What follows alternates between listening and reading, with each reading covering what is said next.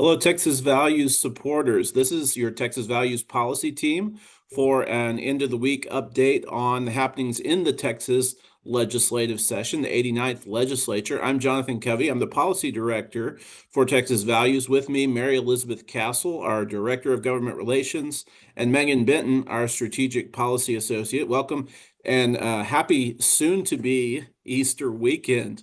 We're looking forward to, observing this commemoration of the Lord's death and resurrection at Texas Values, and it's been a really busy week leading up to this, and we wanted to take time to let you know a little bit about how the momentum continues to grow for faith, family, and freedom issues here in the legislature. So just to get us started, to talk about some of the things that got voted out. So one of the bills that Texas Values has been following and has been working on and leading on has been Senate Bill 33. This is a ban on taxpayer funding for abortion logistics. This is, if you recall, this is where the city of Austin and other cities have tried to provide taxpayer funding, not to direct abortion providers, because that's already banned in the state of Texas, but they try to get around that by providing taxpayer funding to companies and to women who are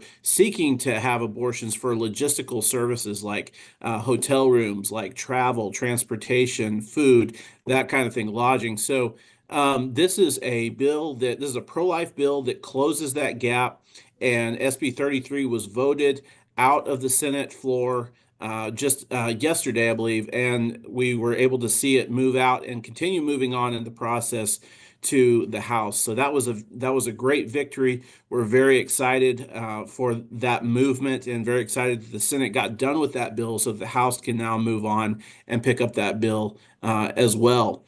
In addition to that, we have some upcoming exciting news, and I'll just talk about mine, but we have some others that Mary Elizabeth and Megan will talk about. But we have some exciting news on SB 619. This is the medical conscience protection bills for doctors and for nurses and all kinds of healthcare providers, pharmacists. This is a religious freedom bill that says that healthcare providers can decline to do procedures that go against their sincerely held beliefs, that go against their religion, their conscience. And this is a great bill that the Senate heard in committee a few weeks ago, SB 619, and it is now moved. We just learned this today, that it is now moved onto the Senate intent calendar, which means that it will soon be heard and have a vote taken on the Senate floor. And this is a bill by Senator Sparks, who's doing a great job leading in this area. Also, the House version being carried by Dr. Oliverson over in the House, and who's also a great champion for religious freedom legislation. So we're very excited for this movement on these two great bills. And I want to give this to Mary Elizabeth to talk a little bit about some other really exciting things that happened this week over here in the building. Yes, so you probably saw last week we gave you an update on the Texas Women's Privacy Act. That was very exciting that it was moving forward in the Senate State Affairs Committee and onto the intent calendar. Well, SB 240, the Senate version of the Texas Women's Privacy Act by Senator Mays Middleton, was placed on the Senate intent calendar this week. And the intent calendar for the Texas Senate actually has posted for next Tuesday, and it's on there for a second day. And just to describe that to you a little bit, in the Texas Senate, there's a rule that you do have to have a bill on the intent calendar for 2 days for it to be considered. Now that means it has a good chance and is eligible to be voted on, next Tuesday. So we're very excited about that movement of the Texas Women's Privacy Act. We're looking forward to a great and robust, healthy debate. But like I said to some people earlier today, if you're in the Austin area, feel free to join us next Tuesday as we watch this debate. Now, the way that the Senate works, it is eligible Tuesday, so we do hope it will be Tuesday. Can't promise fully that it will be Tuesday, but please come out and, join us and watching that and supporting our Texas senators as they do vote for SB 240, the Texas Women's Privacy Act. And this is a good place to be. It is the middle of April. We want to see this bill get moving. A lot of exciting things happening around the issue of definition of man and woman. It seems like England is ahead of us a little because they actually had their, I believe, their highest court in their country define male and female.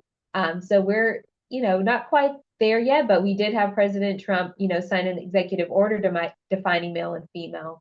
But, we definitely need that protection at our state level. That's clear in law about separated spaces designated by sex. Not just restrooms. The conversation is around restrooms a lot. I was reading a Texas Tribune article, and they said they had a section called bathroom bills.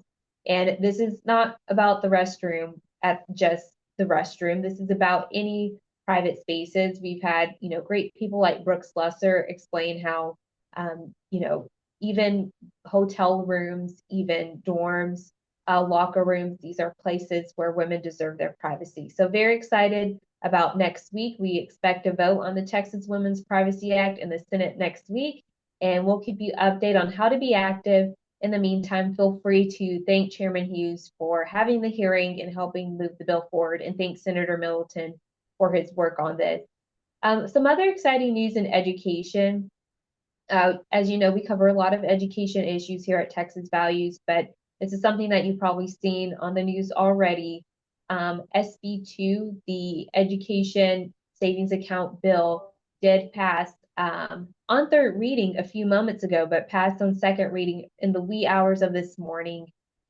This bill is about parental rights. It's about education freedom. It's making sure that all Texan students have the opportunity to choose the education option that is best for them. And education should not be a luxury. It should not be a luxury item. And this will help students be able to improve, get a better education, have an option besides the public school where they're not succeeding, if they're not succeeding, and have an opportunity to meet those standards that we believe all Texas students should reach. So that bill is, since that's SB2, it's on its way to the governor's desk. Also in education, a bill, an issue that you may not be as aware of, but that we've been advocating for a long time at Texas Values, was HB 100, and that's a bill by Representative Terry Leo Wilson. This bill would make sure that the State Board of Education is the centralized and sole voice on selecting textbooks for Texas students. This used to be the name of the game in 2011, even back when many of you had children in school or were in school yourselves. It used to be the name of the game that the State Board of Education, the same board that votes on the education standards, will then vote on textbooks that met those standards. And you may say, well, don't you tell us to get involved, in textbooks at the SBOE?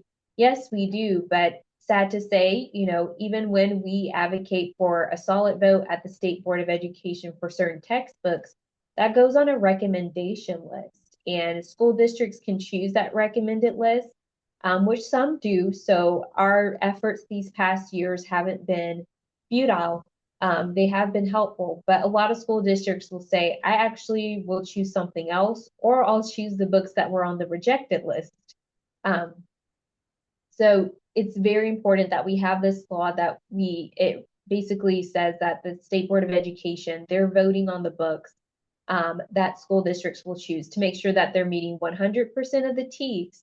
And because this creates transparency as well, school districts now, if they're going out and buying their own materials that they want, you as a parent don't have a chance to testify. You don't have a chance to view them.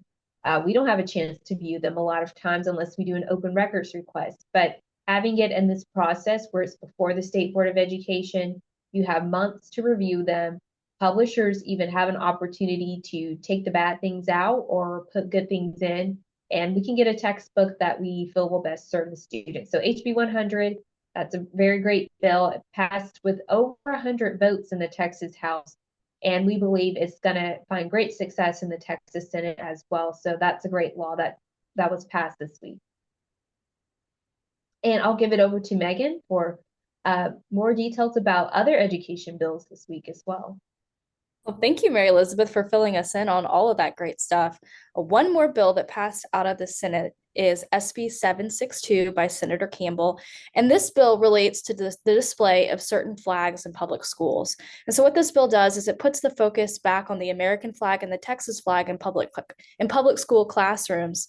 And it just stops a lot of the political distraction that's been occurring in public schools and puts it back on education. So this bill, I think, is going to really encourage Texas public schools to stay focused on education and the children and not so much on indoctrination. So we're very excited about this bill moving, and we'll keep you updated on what's to come. Thanks, Megan. Guys, I'm going to look directly into the camera here.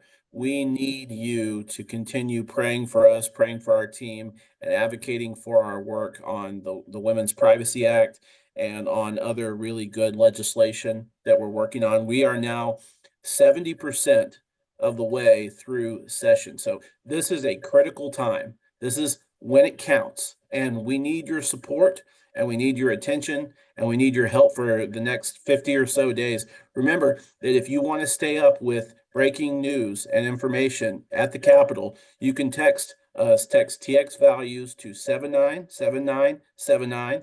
You can also check out our app on the App Store. And we're available for speaking requests. So as we get into the summer and you want a speaker to come up to your group, we're available to do that. So you can reach out to our info email to set something up. But we're going to continue working on these critical issues at the Texas legislature. We're going to continue keeping you updated, but also just working behind the scenes, talking to legislators, talking to senators and representatives, and really advancing those causes for faith, family, and freedom. So we are your boots on the ground. We're going to continue to be, and look for us again next week for our weekly update. Thanks for joining us, guys.